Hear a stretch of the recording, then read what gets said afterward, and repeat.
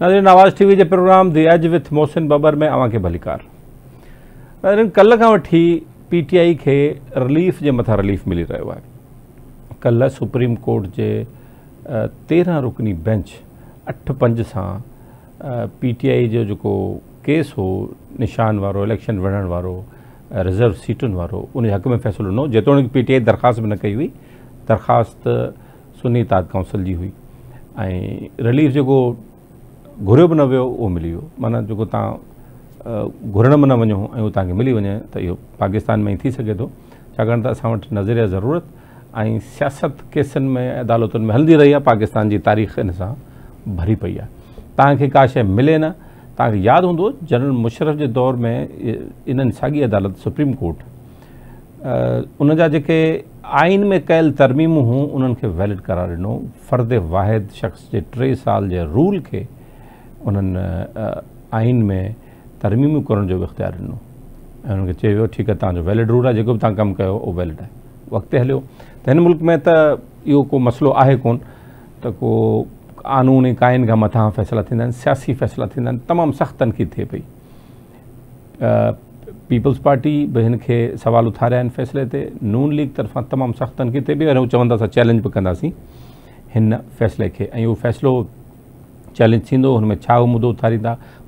पर सवाल इहो आहे हाणे त इहो सॼो मामिलो हाणे सियासी पिच ते खेॾियो वेंदो ऐं उहा सियासी पिच छा थींदी, केस थींदो, प्रेस कॉन्फ्रेंसूं थींदियूं, टॉक शोज़ में ॻाल्हि ॿोल थींदी, सियासी पिच ते केस हलंदो। त हाणे PTI त डिफेंड पाण खे कंदी पर हाणे अदालतुनि जे जजनि खे पाण खे डिफेंड करणो पवंदो। पाकिस्तान में ईअं थींदो रहियो आहे, हाणे सख़्त तनक़ीद थींदी। उज़मा बुख़ारी प्रेस कॉन्फ्रेंस करे अॼु लाहौर में चयो आहे त आइन हाराए वियो ऐं ज़ालूं खटी वियूं। तमामु ज़ूमानी क़िस्म जी प्रेस कॉन्फ्रेंस हुई ऐं जुमिला आहिनि।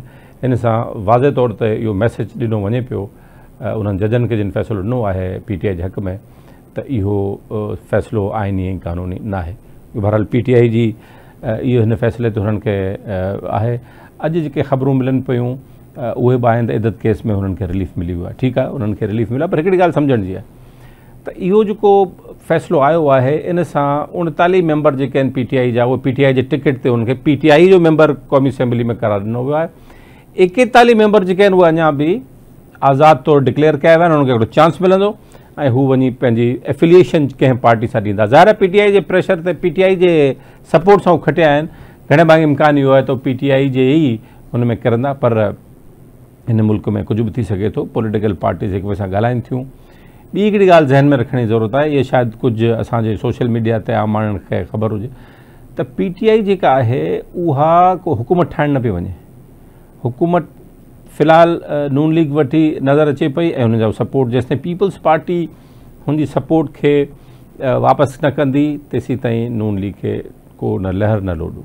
उहे त मौजूदु आहिनि, हुकूमत पंहिंजी कंदा। सिंपल मेजॉरिटी हूंदी, 2/3 मेजॉरिटी न हूंदी। 2/3 मेजॉरिटी लाइ उन्हनि खे 15 माण्हू खपंदा। उहे 15 माण्हू आहिनि 41 मां ईंदा, या ॿिया जेके कुझु मेंबर्स आहिनि JF ऐं ॿिया जेके मेंबर्स आहिनि उहे जेकॾहिं अची वञनि था त शायदि 15 बाद में पूरा थी वञनि। पर फ़िलहालु जेको आहे 2/3 मेजॉरिटी कोन्हे। हुकूमत पंहिंजो कमु कंदी, क़ानून साज़ी थींदी रहंदी, आइन में तरमीम न थी सघंदी, ॿिया वॾा फ़ैसिला बि न थी सघंदा जेके चया पिया विया त ॿिया वॾा फ़ैसिला करणा आहिनि। इहो सिलसिलो हलंदो। सियासी पोज़ीशन इस्लामाबाद में सॼे मुल्क में वरी तेज़ थी वेंदी ऐं हीअ सियासी दावपेच जेके हिक ॿिए खे पार्टियूं हाणे लॻाईंदियूं ऐं छाकाणि त नंबर पोज़ीशन बिल्कुलु थी वई आहे, गेम बिल्कुलु चेंज थी वई आहे ऐं इन गेम में माना पलड़ो बराबरि थी वियो आहे। इहो हाणे पहिरीं त हुकूमत जी तरफ़ घणो, पर बराबरि हाणे नज़र अचे पियो। हुन पॉलिटिकल पार्टी कीअं प्ले कनि थियूं इहा ॻाल्हि आहे। अहम ॻाल्हि अञा ॿी आहे त जेको PTI आहे इहो सम्झी वञण त हिन ॿिनि केसनि खां पोइ पीपल्स पार्टी पॉलिटिकल मैदान में मुकमल तौर ते वापसि थी वई आहे, इहो नज़र नथो अचे पियो फ़िलहालु। छाकाणि त 190 मिलियन पाउंड जो केस जेको आहे इमरान ख़ान जे हवाले सां ऐं बुशरा बीवी जो, उहो मौजूदु आहे। वॾी ॻाल्हि त 9 मई वारो केस अञा मौजूदु आहे। 2 केसनि में रिलीफ मिली वञे ऐं हिकिड़े में रिलीफ थी सघे थो बाद में न मिले ऐं उहो जेकॾहिं 9 मई वारे केस में रिलीफ न मिलियो त उते त सख़्तु सज़ाऊं आहिनि, उते त मामला ई कुझु ॿिया आहिनि।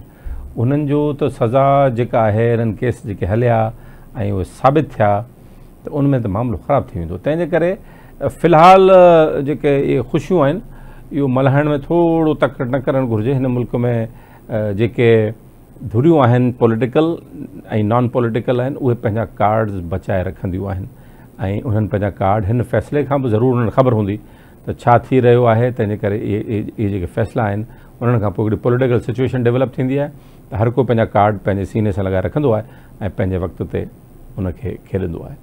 इहो ज़रूरु आहे त PTI खे हिन महिल तमामु घणी कामयाबी मिली आहे। हुनजी हिकिड़ी मॉरल जेका वैल्यू आहे उहा तमामु घणी मुल्क में वधी वई आहे। हाणे हू ॿुधाईंदा ॾिसो असां सां ज़्यादती थी हुई, असांजी पॉलिटिकल पार्टी खे रोकियो वियो, हाणे असां वापसि अची वियासीं, एज़ ए PTI वापसि अचूं पिया। हुननि केतिरा माण्हू जॉइन कंदा इहा त बाद जी ॻाल्हि आहे, पर बहरहाल हिकिड़ी पोज़ीशन हुननि जी काफ़ी ॿाहिरि सियासत में ऐं पार्लियामेंट में अंदरि काफ़ी हुननि जी एक्टिव थी वेंदी। ॻाल्हि सॼी आहे त हीअ जेके ॿिया केस आहिनि हिन जो छा थींदो, इन्हनि ते हाणे सॼी नज़र आहे। मामिलो सियासी गरम थी चुको आहे। हिकिड़ी ॿी अहम ॻाल्हि आहे त पाकिस्तान जो अॼु जीअं ख़बरूं आयूं आहिनि त स्टाफ लेवल ते मुआइदो थी वियो आहे IMF सां। हाणे हुनजी फॉर्मेलिटी आहे, उहो बोर्ड मां हुनजी अप्रूवल वठंदा ऐं उन खां पोइ पाकिस्तान खे $7 बिलियन जेको पैकेज आहे ईंदड़ 2-3 सालनि में उहो मिली वेंदो। FBR जी अॼु वज़ीर आज़म साहिबु मीटिंग बि कई आहे त इन FBR जी पंहिंजो मीटिंग में ओगाड़ियूं जेके आहिनि उन ते तमामु घणो ज़ोर रखियो वञे पियो ऐं प्राइम मिनिस्टर साहिबु इहो बि चयो आहे त जेकॾहिं असां इहे ओगाड़ियूं करे वियासीं ऐं इनखे बहितर करे वियासीं त पोइ IMF प्रोग्राम जी ज़रूरत न पवंदी।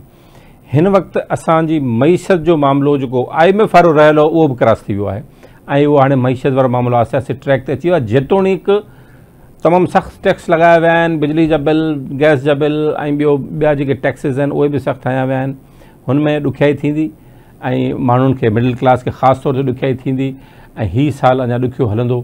पर टैक्सिस जेकॾहिं कलेक्ट थी विया त पाकिस्तान खे कंहिं मामले मां निकिरी अॻिते हलंदो ऐं हुननि खे काफ़ी बहितरी मिली वेंदी। पर छा इहो जेको एॾी सारी महिनत थी आहे इन अरसे दौरान ऐं मुल्क जी माइशी सूरत हाल कुझु बहितर थी आहे, ओवरऑल ॾिसूं पिया, इम्पैक्ट जी ॻाल्हि कोन पिया करूं, ओवरऑल माइशी सूरत हाल जेकॾहिं बहितर तरफ़ वञे पई, मुआइदा बि थियनि पिया। हाणे इंटरनेशनल ॿिया मुआइदा बि जेके आहिनि उहे अचण वारा आहिनि, उहे IMF ते बीठल हुआ, उहे जेकॾहिं थियनि था ऐं शयूं अॻिते वधनि थियूं, इनखे केरु डीरेल करणु ॾींदो? इनखे असल ताक़तवर असांजूं धुरियूं छो डीरेल करणु ॾींदियूं इन सॼे प्रोसेस खे? छो हुकूमत खे किरायो वेंदो? छो सॼो प्रोसेस जेको आहे पॉलिटिकल उहो ख़राबु कयो वेंदो? मुल्क में हिजान जी कैफ़ियत वरी छो कई वेंदी? इहे कॉमन सेंस जूं ॻाल्हियूं आहिनि, इहे सम्झण जी ज़रूरत आहे। ॾिसूं हाणे हिन मामले ते छा थो थिए। असां अॼु हिन प्रोग्राम में थोरनि जे लीगल मामलनि ते जेके कल्ह को जेको फ़ैसिलो आहे इन सियासी मामलनि ते ॻाल्हि ॿोल कंदासीं। मूंखे प्रोग्राम खां पोइ जे लीगल मामलनि ते असां ॻाल्हि ॿोल कंदासीं। हिकु वठूं त ब्रेक, असां गॾु रहिजो।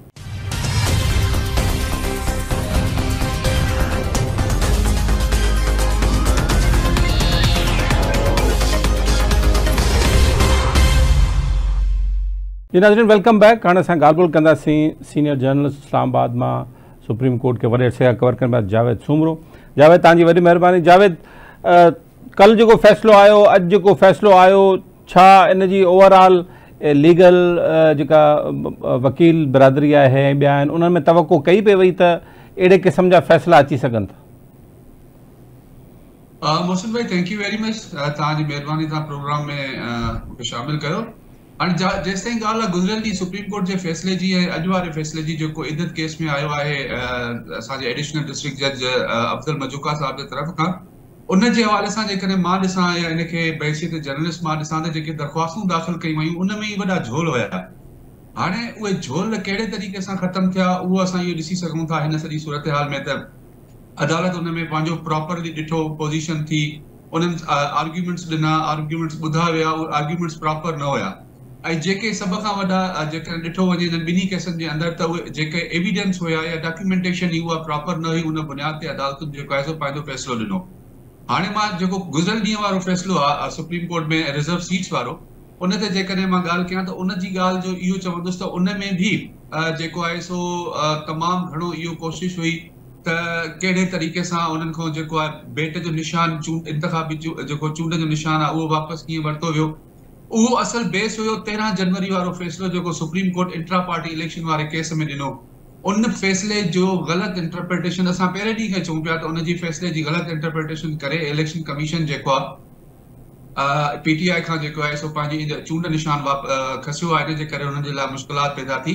पर हिन सॼी सूरत हाल में बि असां जेकॾहिं ॾिसूं था त उन में बि असांखे नज़र थो अचे वाज़े तौर ते त उन केस में उन खे बेस बणाए जेके 8 जज आहिनि उन ई जेको आहे सो अदालत जे 13 जनवरी वारे इंट्रा पार्टी इलेक्शन वारे केस खे उन जी जजमेंट खे साम्हूं रखी 8 जजनि चयो त इन्हनि सां ज्यादती थी आहे। ऐं सभ खां वॾो जेको जुमिलो हुयो उहो इहो हुयो त पीटीआई जेका आहे सा उहा हक़ीक़त आहे, सियासी जमात आहे ऐं सियासी जमात हुई ऐं आहे ऐं उहा ग्राउंड रियलिटीज़ में हिकु वाहिद पर इहो जावेद इहा ॻाल्हि जेका जज साहिबान फ़ैसिले में कई आहे त ठीकु आहे पीटीआई हिकिड़ी सियासी जमात आहे, ग्राउंड रियलिटी आहे, इहो कानूनी आइन में किथे हवालो आहे जो त इहा रियलिटी जेका आहे या ग्राउंड रियलिटी जेका आहे उहा कानूनी आइन में रिफ्लेक्ट थिए थी? इहो सवाल हाणे पुछियो वञे पियो।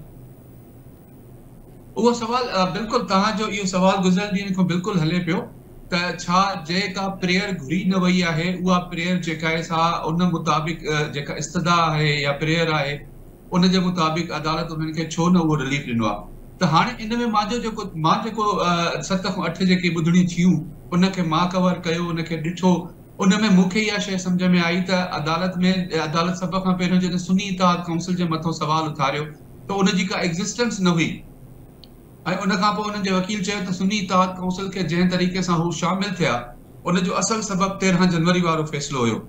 जेकर 13 जनवरी वारो फ़ैसिलो न अचे हा त शायदि पीटीआई मौजूदु हुजे ऐं पीटीआई जेके दिसंबर में आम चूंडनि खां पहिरियां जेका लिस्ट जमा कराई उन ते हू क़ाइमु रहनि हा।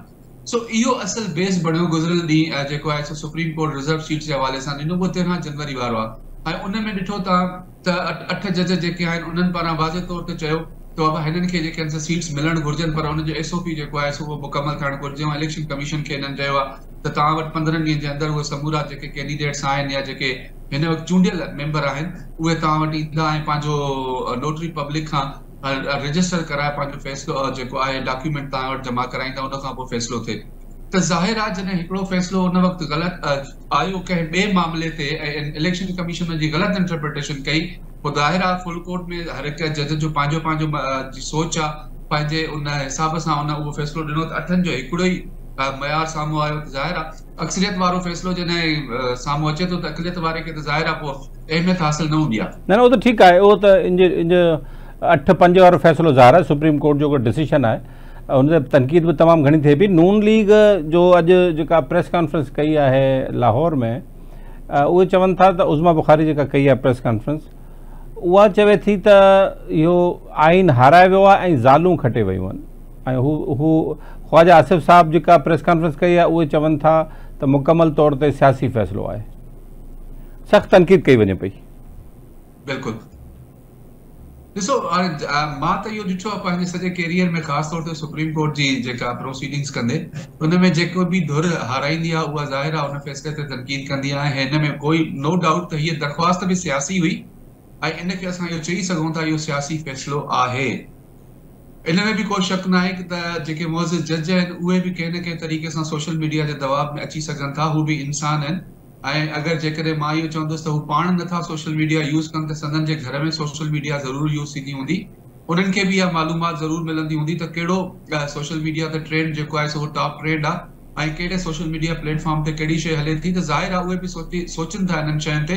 पर हिते हिकिड़ी शइ मां तव्हांखे ॿुधायां त जेको गुज़िरियल ॾींहं वारो फ़ैसिलो आहे उन में मुंहिंजी सम्झ जे मुताबिक़ त हाणे काज़ी साहब जा पोयां ॾींहं आहिनि, उहो 2 खां 3 महीननि जे अंदरि उहो रिटायर थी हले वेंदो। आईंदा जेके 3 साल आहिनि उहे आहिनि जस्टिस मंसूर अली शाह जा। ज़ाहिर आहे हर जज खे बि पंहिंजा थोरा घणा मुफ़ाद साम्हूं ज़रूरु हूंदा, त हुननि इहो बि सोचियो त जॾहिं जस्टिस अतर मिनल्ला, जस्टिस मंसूर अली शाह, जस्टिस आयशा मलिक ऐं जस्टिस सैयद मोहम्मद अली मज़हर साहब जॾहिं ॿुधणी जे दौरान क्वेश्चन पिया कनि त उहे क्वेश्चन वाज़े नज़र पिया अचनि त हुननि इहा लाइन टो कई आहे त इहे रिज़र्व सीट्स पीटीआई खे मिलणु घुरिजनि। पोइ ज़ाहिर आहे जेके ॿिया जज हिन वक़्तु नवां अपॉइंट थिया आहिनि काज़ी साहब जे दौर में, त उन्हनि बि इहो ई बहितर सम्झो त हाणे काज़ी साहब वञे थो, इन जे करे हाणे जेका धुर आहे या लाइन आहे उहा मंसूर अली शाह साहब जे अॻे रखणु घुरिजे, छो जो 3 सालनि लाइ उहो ई चीफ जस्टिस ऑफ पाकिस्तान हूंदो ऐं उहो ई अॻिते पंहिंजा फ़ैसिला कंदो। त इहा बि हिकिड़ी पॉसिबिलिटी थी सघे थी।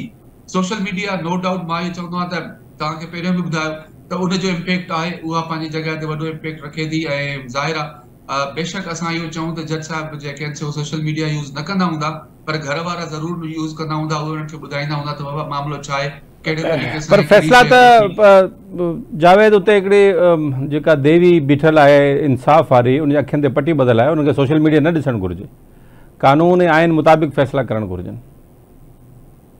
कानून ऐं आइन मुताबिक़ आहे, बिल्कुलु तव्हांजी ॻाल्हि दुरुस्त आहे त कानून ऐं आइन मुताबिक़ फ़ैसिला थियणु घुरिजनि, पर हिते जेकॾहिं असां कंहिं मुअज़्ज़िज़ जज सां जेकॾहिं ॻाल्हायूं था, रिटायर्ड कंहिं मुअज़्ज़िज़ जज सां, त उहो बि यही थो चए त जेकॾहिं इहा ॻाल्हि आहे त आइन ऐं कानून मुताबिक़ हुजणु घुरिजे।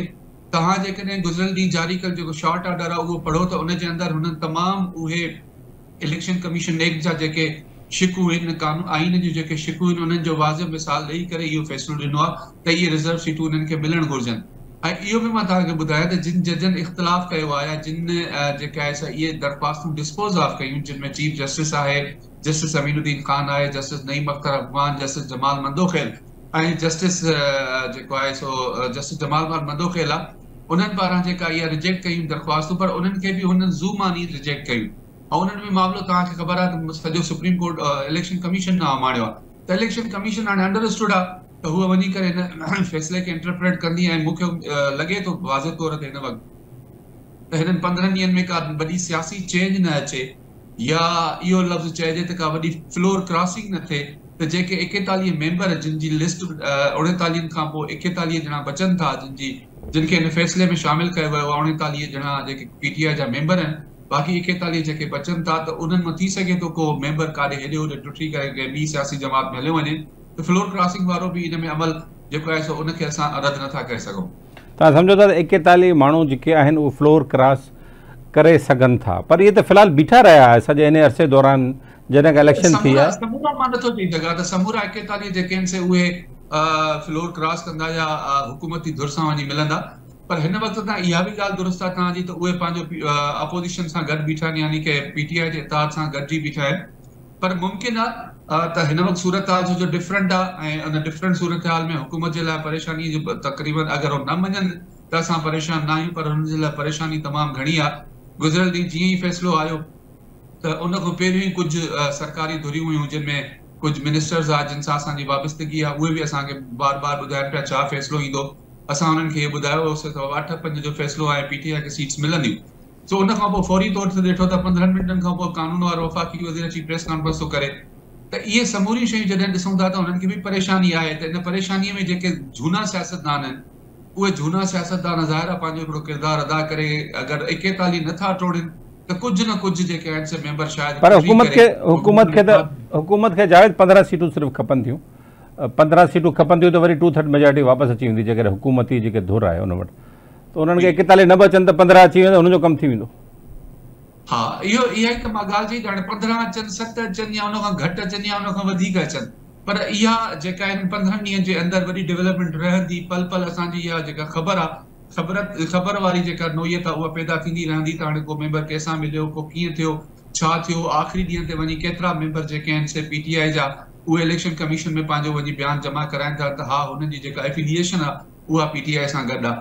पर जावेद मुंहिंजो आख़िरी सुवाल इहो हूंदो त हिन फ़ैसिले सां इम्पैक्ट छा? हिकिड़ो त पॉलिटिकल इम्पैक्ट तव्हां ॿुधायो, हिकिड़ो लीगल इम्पैक्ट बि आहे, सेनेट जूं सीटूं आहिनि, पंजाब जूं सीटूं आहिनि, उन खां अलावा काफ़ी ॿिया मामला आहिनि। इहे सभु शयूं जेकर खुलियूं उथलियूं त हीअ त काफ़ी ॻाल्हि पोइ ते वेंदी, त छा उनजो इम्पैक्ट तव्हांखे रेट्रोस्पेक्टिव इम्पैक्ट जेको आहे उहो छा नज़र अचे थो? बिल्कुलु रेट्रोस्पेक्टिव में इहो हिन जो वॾो हिकिड़ो इम्पैक्ट आहे त जेके हिननि पारां जेके सीट्स ॾिनियूं वयूं उहे ज़ाहिर आहे नंबर 1 त ऐवान जे अंदरि उन्हनि जो जेको अंग अखर आहे उहो घटिजी वेंदो। उन खां पोइ इन जो इम्पैक्ट जेको आहे सो इम्कान इहो ई आहे त सेनेट जी चूंडूं जेके थियूं आहिनि उन में बि इन जो इहो इम्पैक्ट थी सघे थो। उन खां पोइ जेके ख़ासि तौर ते हुकूमत जे लाइ जेका कानून साज़ी आहे उनखे करण में तमामु घणी परेशानी थींदी, ऐं सभ खां वॾी जेके इक़्तिदारी धुरियूं आहिनि उन्हनि जे लाइ तमामु घणी परेशानी आहे त हू जेका शइ चाहींदा त उहा हुकूमत खां पंहिंजे तौरु कराए न सघंदा। मज़बूत अपोज़िशन हूंदी ऐं मज़बूत अपोज़िशन बि इहा जेका आहे सा ॻाल्हि करे सघे थी। ऐं ॿी हिकिड़ी शइ मां तव्हांखे हिते ॿुधायां, जेको गुज़िरियल ॾींहं खां इस्लामाबाद जे अंदरि हिकिड़ी थ्योरी हली रही आहे त थी सघे थो त पाकिस्तान पीपल्स पार्टी जी का क़यादत इन्हनि 41 मेंबरनि सां मुलाक़ात करे कुझु माण्हू जेको आहे सो पाण लाइ छिके वठे, कुझु मेंबर छिके वठे। पर इहा हिकिड़ी थ्योरी आहे, इन बारे में हिन महिल नथा चई सघिजे कुझु त इन ते कंहिं कमु शुरू कयो आहे या न कयो आहे, पर इहा पॉसिबिलिटी आहे त जेकॾहिं PTI पंहिंजी पोज़ीशन ॾिठी त हुनजी पोज़ीशन बहितर आहे, जेके 114 ताईं मेंबर वञनि था, उन खां पीपल्स पार्टी सां ॻाल्हाइणु शुरू कनि। उन खां पोइ जमनत जयू आहे, उन्हनि सां गॾु हिन वक़्तु जुज़वी तौर ते गॾु बीठी आहे, ऐं मोहम्मद ख़ान अचकज़ई आहे, MW MI ॿियूं जमातूं उन्हनि सां गॾु बीठियूं आहिनि। त हू मुमकिन आहे त हू इन पोज़ीशन जे तरफ़ वञनि, या उहे बि जेको आहे सो खज़ाने जा मुंहं खोलनि था, असां फलाणे सां कीअं हलंदासीं, फलाणे सां छा हलंदासीं, त इहो हुकूमत जी सतह ते बि इन जो इहो मामिलो नुक़सान में पइजी सघे थो। ठीकु, जावेद सूमरो तव्हांजी वॾी महिरबानी। नाज़रीन, सीनियर जर्नलिस्ट जावेद सूमरो इस्लामाबाद मां इन सुप्रीम कोर्ट जे काल्हो के फ़ैसिले जी उनजो असां तजियो करे रहिया हुआ ऐं असां उन ते ॻाल्हि ॿोल कईसीं त हाणे थोरो नेक्स्ट 15 ॾींहं जेके 41 सीटूं बची वियूं आहिनि इन ते नज़र आहे त इहे सभु माण्हू PTI में वेंदा या कुझु रहिजी वेंदा। वठूं था हिकिड़ो ब्रेक, हिन मामले ते वधीक ॻाल्हि ॿोल कयूं था।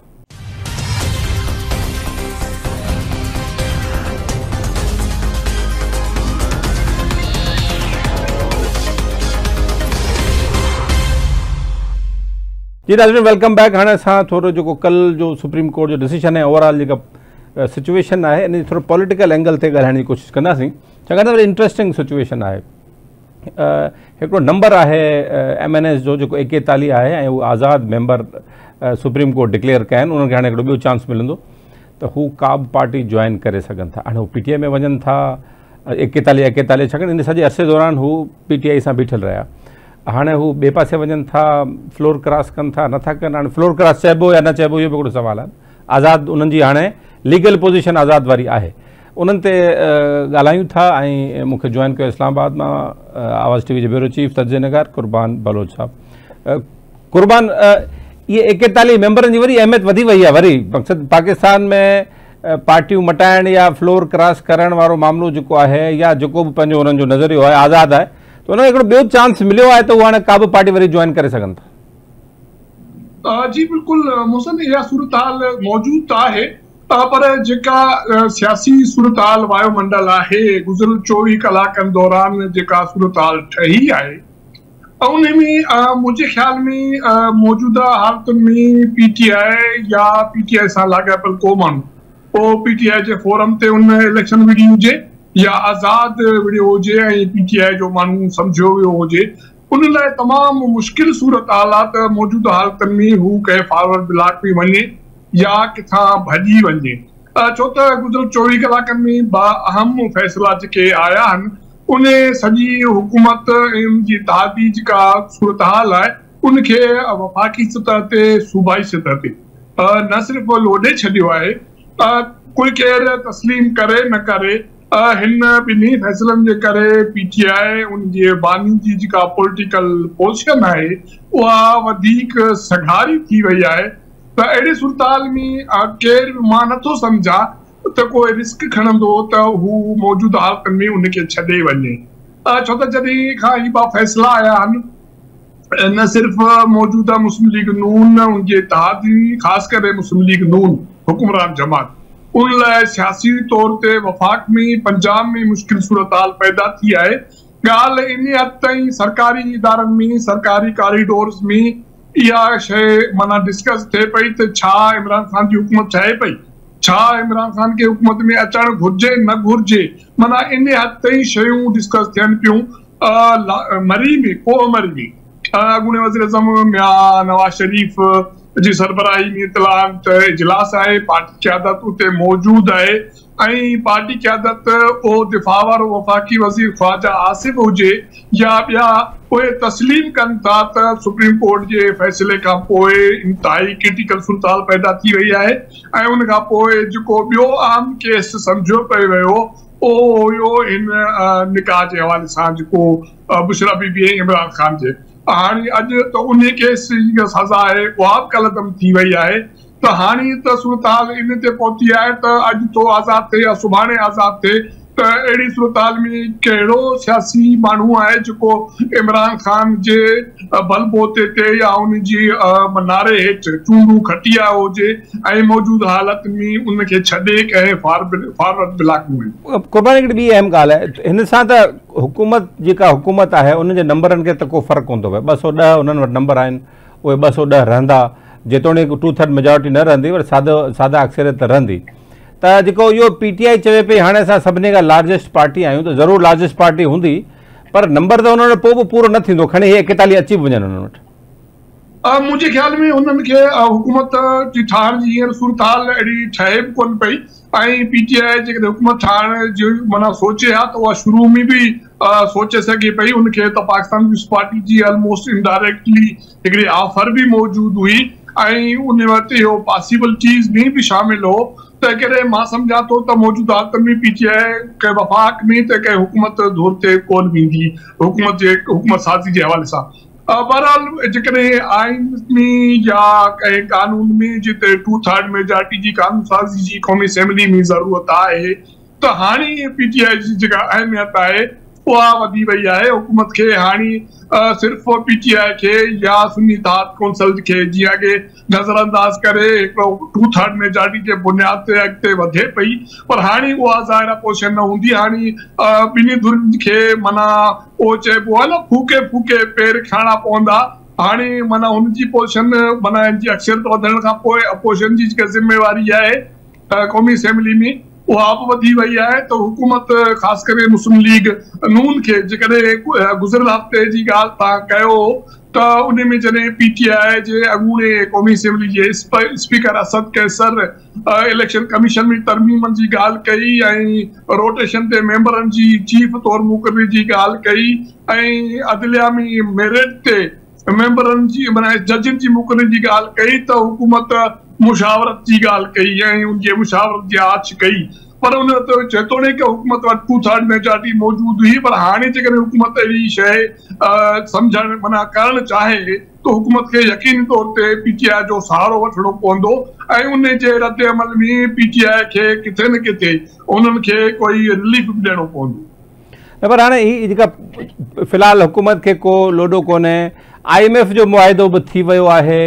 मईशत खे अॻिते वधी वेंदा, पार्लियामेंट में अंदरि प्रॉब्लम उन्हनि खे एतिरो आहे कोन, ॿाहिरि ठीकु आहे जेकॾहिं इमरान ख़ान ॿाहिरि अची बि वञे थो त उनजी पंहिंजी जाइ। पर हिकिड़ी ॿी जेका थ्योरी सोशल मीडिया ते हले पई उहो इहा आहे हिकिड़े सीनियर सहाफ़ी हामिद मीर जे हवाले सां हिकिड़ा ट्वीट्स हलनि पिया, उहो उनजा असली आहिनि या न आहिनि अलाए ख़बर न आहे, त हू चवनि था त इन हवाले सां इन फ़ैसिले जे जवाब में वॾा ख़तरनाक के प्लान जोड़िया विया आहिनि। हाणे उहो छा ख़तरनाक प्लान थी सघनि था? मोहसिन पॉसिबिलिटीज़ आहे कुछ मुख़्तलिफ़ शयूं। हामिद मीर माना सीनियर सहाफ़ी आहे, उनखे के इतलात हूंदा यकीनी तौर ते उनखे रद्द नथो करे सघिजे, पर मुल्क जंहिं सूरत हाल में आहे जंहिं तव्हां पाण ई ज़िक्र कयो जॾहिं IMF सां स्टाफ लेवल ते ॻाल्हियूं थी चुकियूं हुजनि आईंदा मुइशत खे बहितरी जे हवाले सां तव्हांखे वधीक टैक्स सुधारा करणा आहिनि, ज़रई टैक्स जी ॻाल्हि पई थिए ऐं परचून जेके उन्हनि ते टैक्स जी ॻाल्हि पई थिए, त अहिड़े सूरत हाल में जेका मुल्क मौजूदा सूरत हाल में आहे इन खां वधीक जेकॾहिं कोई ख़तरनाक प्लान मूंखे ॻाल्हि सम्झ में नथी अचे ऐं मां सम्झां थो त मौजूदा हालतुनि में न हुकूमत जी तब्दीली जे हवाले सां न वरी कंहिं ख़तरनाक प्लान जो मुल्क मुतामिल थी सघे थो, तंहिं करे बहितर सभिनी सूरत हाल जेका सियासी कारकुन तौर ते मूंखे सम्झ में अचे थी त मौजूदा सूरत हाल खे जीअं जो तीअं अॻिते वधायो वञे। बाक़ी सियासी ॻाल्हियुनि जो अमल जेको डायलॉग जो अमल माना क़ौमी जेका सतह ते पॉलिसी साज़ी जो अमल मुशावरत सां कजे त इहो सभिनी लाइ बहितर सूरत हाल पैदा थी सघंदी। बाक़ी मौजूदा हालतुनि में मुल्क कंहिं बि नए कंहिं अहिड़ी सूरत हाल जो मुताबिल मां नथो सम्झा त थी सघे थो जंहिंमें ख़तरनाक प्लान जोड़े उन ते अमल दरामद करे सघिजे। कुर्बान तव्हां खां आख़िरी सवाल त इहो बि हूंदो त अञा त हिकिड़ो अहम केस 9 मई वारो मौजूदु आहे, इहो ओवरऑल इम्प्रेशन आहे त ठीकु आहे वारा कमु थी विया, हीउ बि केस अची वियो, PTI जा वापसि अची विया, इद्दत वारो केस बि ख़तमु थी वियो, अञा 190 मिलियन पाउंड वारो केस रहियल आहे, 9 मई वारो इम्पोर्टेंट केस रहियल आहे, अञा सभु शयूं ईअं त न आहे थो त ईद अची वई आहे, अञा त घणो ई कुझु आहे रहियल। जी बिल्कुल केस मौजूद आहिनि ऐं लॻे बि ईअं थो त उन इमरान ख़ान खे माना जेतोणीकि उनजो जेको सज़ावर जे हवाले सां आख़िरी केस हो जंहिंमें उनजी अॼु सज़ा कलदम थी वई, उनजे बावजूदि इमरान ख़ान ऐं ॿिया जेके अॻवाननि इहो इम्कान मौजूदु आहे त उनखे आज़ादु न कयो वञे, पर इन में सवाल मोहसिन हिकिड़ो इहो बि आहे त मौजूदा हालतुनि में जेके सियासी सूरत हाल मुल्क जी आहे ऐं जेका सूरत हाल दुनिया में पाकिस्तान जे हवाले सां जेको तासुर आहे, छा मुल्क मौजूदा हालतुनि में मुआशी तौर ते ऐं जेको सियासी अदम इस्तेहकाम जी सूरत हाल मां निकिरी सघे थो, त इन हवाले सां मुंहिंजो ज़ाती तौर ते हिकिड़ी राय आहे त मुल्क मौजूदा सूरत हाल में उन ताईं नथो निकिरी सघे जेस ताईं तव्हां सियासी इस्तेकाम पैदा नथा कयो ऐं सियासी इस्तेकाम इन सूरत हाल में पैदा थी सघे थी त क़ौमी इशू ते जेके सियासी जमातूं मौजूद आहिनि, इमरान खान, तहरीक इंसाफ, कंहिंखे वणे न वणे पर उनखे टेबल ते विहारे तव्हांखे पेशरफ़्त करणी पवंदी। ठीकु, वॾी महिरबानी कुर्बान बलोच। नाज़रीन, कुर्बान बलोच इस्लामाबाद में असांखे अपडेट करे रहिया हुआ त जेका पॉलिटिकल सिचुएशन इन केस खां पोइ जुड़ी सघे थी ऐं उहे धुरियूं हिक ॿिए सां ॻाल्हाए सघनि थियूं या न ॻाल्हाए सघनि थियूं, हुकूमत साज़ी ऐं हुकूमत खे ख़ुदि कहिड़ो ख़तरो आहे कहिड़ो न आहे, इन ते ॻाल्हि ॿोल थी। अॼोके प्रोग्राम मां मोहसिन बबर खे इजाज़त ॾींदा। सदाईं गॾु।